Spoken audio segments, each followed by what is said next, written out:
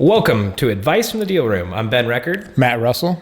And today we're talking more in depth about creative financing, but more just to give you guys a little bit more of a picture of a specific deal, so specific solution we came up with, and hope to give you a little bit more information on what, help you kind of wrap your mind around creative financing for us. Yes, can't wait to dive into this one. So we recently, I shouldn't say recently, it's been a few years, we were approached to assist a developer in building a gas station, a large convenience store with, I think, about 30 some pumps for fuel, and with the expectation about doing to 8 to 10 million gallons a year in volume. That's a lot of gas. Anybody knows gas station world, that's a lot of volume.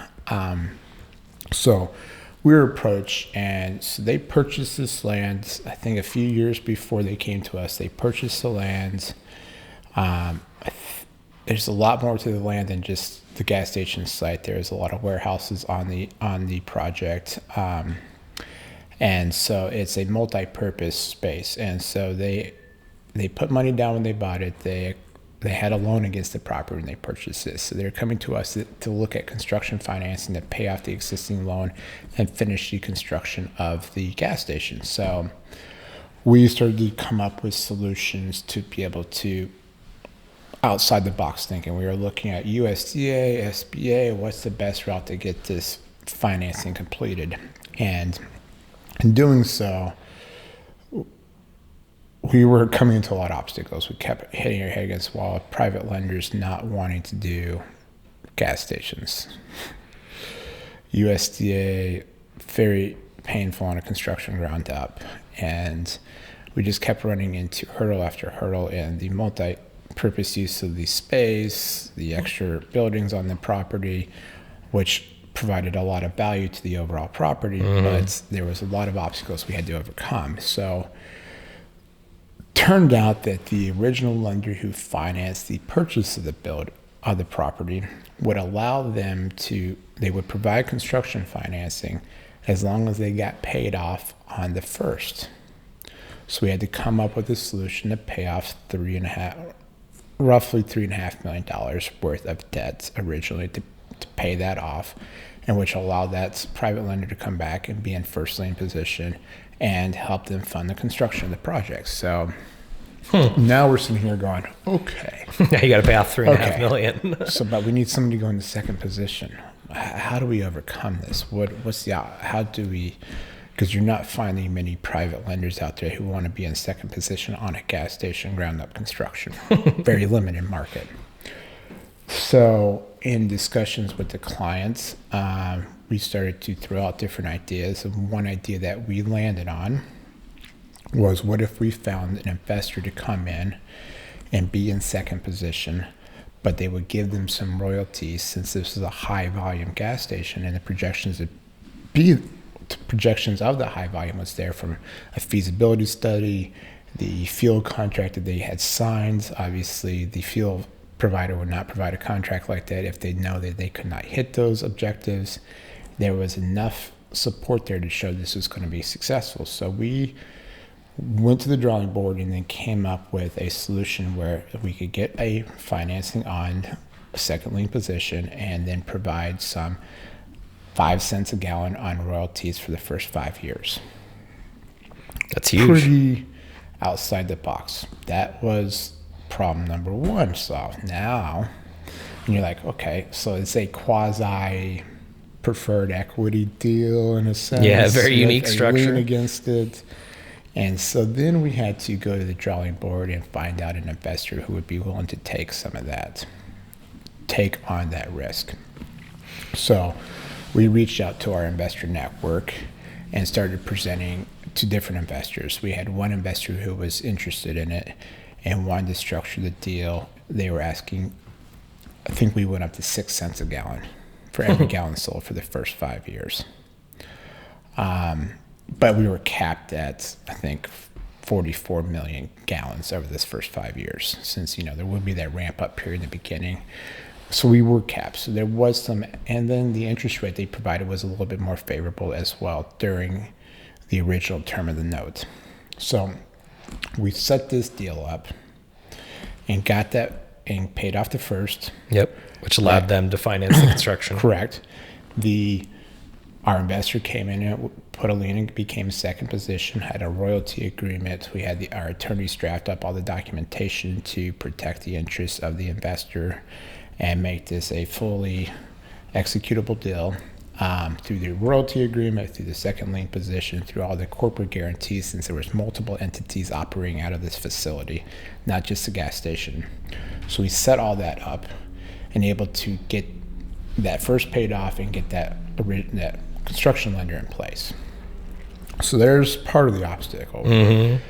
But also during that obstacle, the construction lender wanted a very reputable builder to handle the construction of the building, because the builder that they had originally in place to go on this project was reputable, but it was not as large of a firm and did not have the expertise to be able to do this quite the same as the protection that the lender wanted. Yeah.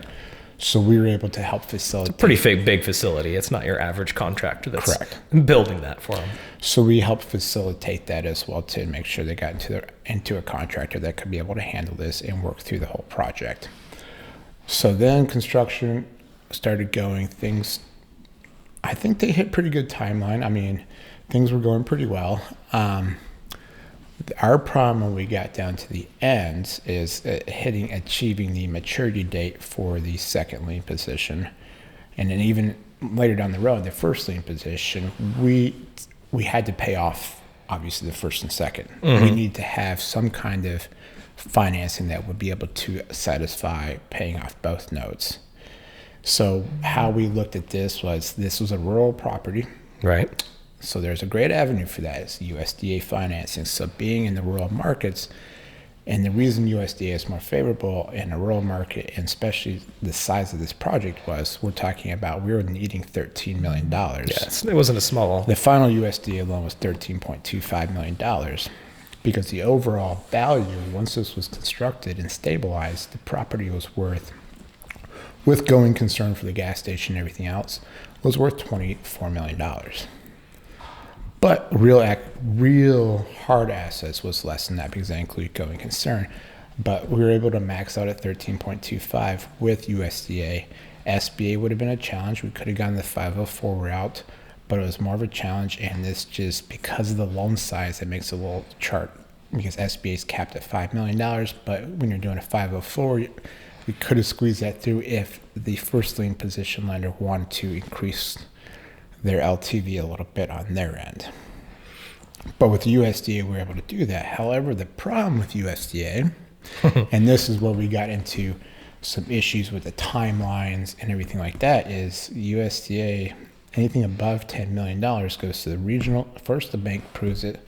Then it goes to the regional office for approval. Then it goes to the national office for approval. And each of those approvals takes a little while. And we have the U.S. government involved, bureaucracy. And oh, yeah. We do a lot of SBA deals, and those, even on the 504 portion where SBA approves it, that's a pretty efficient process. They use technology. USDA is a little more antiquated in how they do things. And then we had environmental issues. So we were able to overcome the environmental issues. I'll get back to the rest of the loan story, but we were able to overcome the environmental issues working tightly with that environmental consultants that did the phase 2 on the property, and the language they are used that in their conclusions we're able to overcome further, I should say testing, I would say mitigation on that property. So we're able to overcome that and satisfy that. But back with the USDA, we kept pushing these timelines out with with both lenders, and things started to get a little tense. So in the end of the day, we were able to get some extensions. We increased the rate a little bit on that second lien position, and we actually increased the number of years that the royalties would be paid and the cap on the number of gallons. So this still benefited the borrower and still benefited the investor for taking the additional long-term risk associated with which was supposed to be a short-term loan.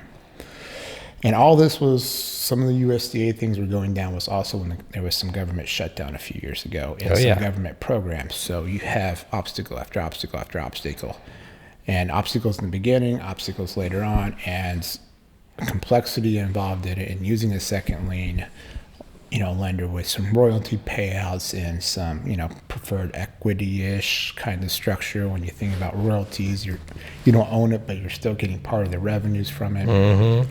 So you have all this big structure that we had to overcome, and it took probably an extra 6 months than expected to get financing fully finished on that. For the takeout on that side. The takeout and get everything satisfied. So we were able to overcome those obstacles through our flexibility and our thinking outside the box and being creative. Back to the creative financing is, things can work. You got to be outside the box sometimes, but you got to have people that are willing to play with you in those arenas, but you got to make sure you protect them for the short term and long term too. So for both sides, that's why we're going back to our last episode, was about seller financing. This wasn't seller financing, but it was still a investor creative financing outside the box that you need to have both parties understand the risk and the reward and make sure both parties have a benefit in both of those.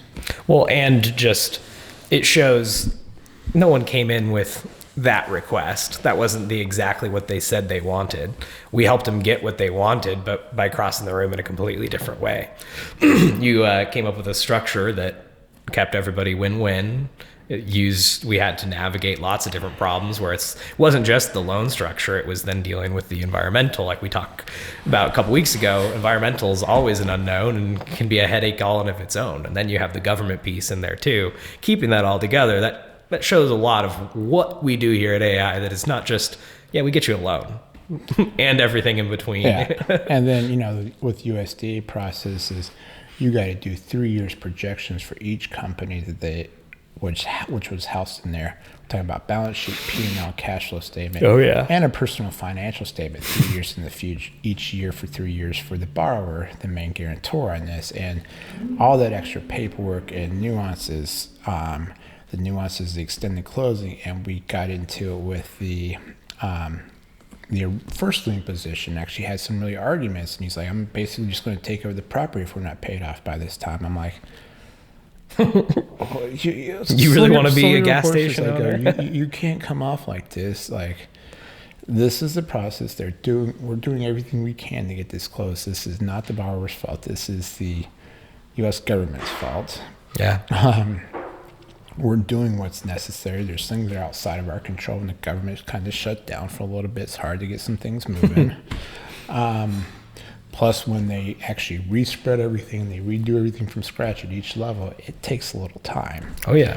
I mean, the government's not incentivized the same way as private companies. So you have all these nuances, and there's a lot of frustration going through the ending part of that deal on all parties. And, but we kept moving forward, kept being flexible, kept being creative in how we overcome each one of those obstacles that was presented to us throughout that deal. And the first time I met that client, I never thought that was going to be any way we're going to have to get to that creative solutions and the creativity we had to do. But we were able to help them reach their goal and able to achieve what they wanted to do. And it's performing well. It's a well-stabilized property. It was a good deal, but it wouldn't have gotten done without a good without being structure. Creative and having the borrower willing to pay these costs and the fees and associated with this, because they knew the short-term pain was worth the long-term gain. And so they understood where they wanted to be, and they knew that they had to take that risk to do that. So, and having that investor that was willing to take the risk too, is you have to have all those parties involved. And, continue to go back to seller financing. Seller financing has still got risk associated with it. Somebody could instead of increasing the performance of a property, they could take down the performance of a property. And just because you get to repossess it doesn't mean you're now repossessing the same. Right. And so, in this situation, our investor did not want to have to take over the property. They didn't want to operate a gas station. They don't have the expertise to run a gas station, but we're building contingency plans for that, just in case we had to go through that route. So, and in all of that, I forgot there was a lawsuit that was going on between some family members and the borrowers. So you have all this long list of things that we had to overcome. It was definitely had some stress associated with it, but in the end of the day, we got the goals accomplished through outside the box thinking. So why do we tell this story? The story is to know that you have a plan here, you have something here and you want to get to, you have something here and you want to get to here. It's not always a straight line. No. Typically most of the deals we do are straight line financing, conventional, but we have the ability to think outside the box and come up with creative solutions that benefits all parties involved. And when we see obstacles, then we have to get creative. How do we overcome that obstacle? I was thinking about this from the last episode. Creative financing kind of sound bad if you start thinking about it. I guess it's better than creative accounting, right? Creative accounting doesn't really get you anywhere besides Enron and in jail. But when you get creative on the outside the box and how you come things, that's why I always like finance. Through my whole career in 20 years doing this, I went into finance instead of accounting, because accounting is historical, finance is future. Finance is you can get creative in how you overcome obstacles, and it's not just a debit or credit. Here's numbers, they match, we're all good to go, guys. It is actually you get to problem solve and you get to overcome obstacles, and I think that's one thing that we pride ourselves on here with our full team is we have an obstacle, let's get creative. So when we're talking about creative financing, this creative financing solution here, it's not always just about the final solution, it's also the roadblocks along the way and the hurdles that we have to overcome. How do we come those if we're not being creative and thinking outside the box? If we continue to think like our counterparts are bankers, sometimes it's not their fault, because they have their box. They have a box, and we can play and understand how to think outside of that and still satisfy their needs and satisfy the client's needs at the same time. And that could be anything from insurance to title stuff to any documentation needed. We can work with them. If it's, oh man, we're bringing more money to the table than we expected. Well, this sucks. Let's see if the seller will carry a little bit of note. We're outside the box and can work with all parties involved.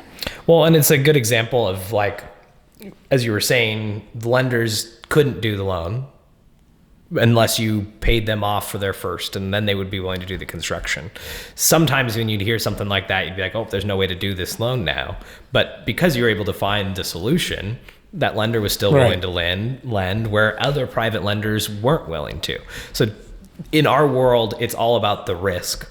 And lenders have their risk and their risk appetite. Yes. And borrowers how do we manage that risk, and who is willing to accept that risk the way it is? That's probably uncomfortable, and it's always about mitigants to the risk. You can't eliminate risk in this world, in the lending world. And without risk, you don't have the rewards, and lenders know that, and that's why they lend on things, and they have bad loans that they lend out every year, just because they know it's part of the process. But the goal is to limit those for sure. Correct.